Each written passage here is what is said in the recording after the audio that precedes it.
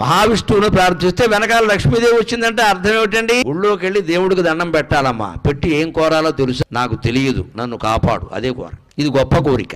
ఏమి అడగద్దు, డబ్బు కావాలి, పిల్లలు కావాలి అడగద్దు. డబ్బు ఇచ్చామంటే డబ్బు ఇస్తాడు, ₹1,00,00,000 ఇస్తాడు, కోటికి సరిపడా డబ్బు ఇస్తాడు. దెబ్బకు మొత్తం డాక్టర్ పట్టుకుపోతాడు. 2 కిడ్నీలు పాడయ్యాయండి, అది ₹1,00,00,000, ఇది ₹1,00,00,000 తీయండి అంటాడు. ఏమైంది నీ కోటి ఇక్కడ? కోటి అడగడం కంటే కిడ్నీ అడగడం మంచిది కదా. పోనీ కిడ్నీ అడిగామనుకో విష్ణుమూర్తిని, కిడ్నీ ఇస్తాడు. ఇవన్నీ బాగానే ఉన్నాయనుకో, కరోనా వచ్చింది అంటారు, మొత్తం వ్యాధి నిరోధక శక్తి పోయింది, అది ఎవడిస్తాడు? అందుకే భగవంతుడిని ఏది అడగకూడదు. ఏదైనా అడిగితే అదే ఇస్తాడు.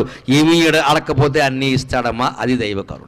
ఏమీ అడగకపోతే అన్నీ ఇస్తాడు. ఏది తెలివైన పనో మీరే ఆలోచించుకోండి. నిజానికి నాకు తెలియదు, నన్ను కాపాడు కూడా అక్కర్లేదు, అదే ఆయనకు తెలుసు. ఏదో మనస్సులో భయం ఉంటుంది కదా కొంచెం, అందుకని పరమాత్మ ఏం అడగాలో నాకేం తెలియదే, నన్ను కాపాడు అంటే వెనకాల సుదర్శన చక్రం పెట్టి మన కాపాడతాడు. ఆయన ప్రార్థిస్తే ఆయన వెనకాల లక్ష్మీదేవి వచ్చిందంటే అర్థం ఏంటంటే భగవంతుడిని ప్రార్థన చేస్తే డబ్బులు అవే వస్తాయి. మళ్ళీ డబ్బులు మనం వేరే అడగక్కర్లేదు.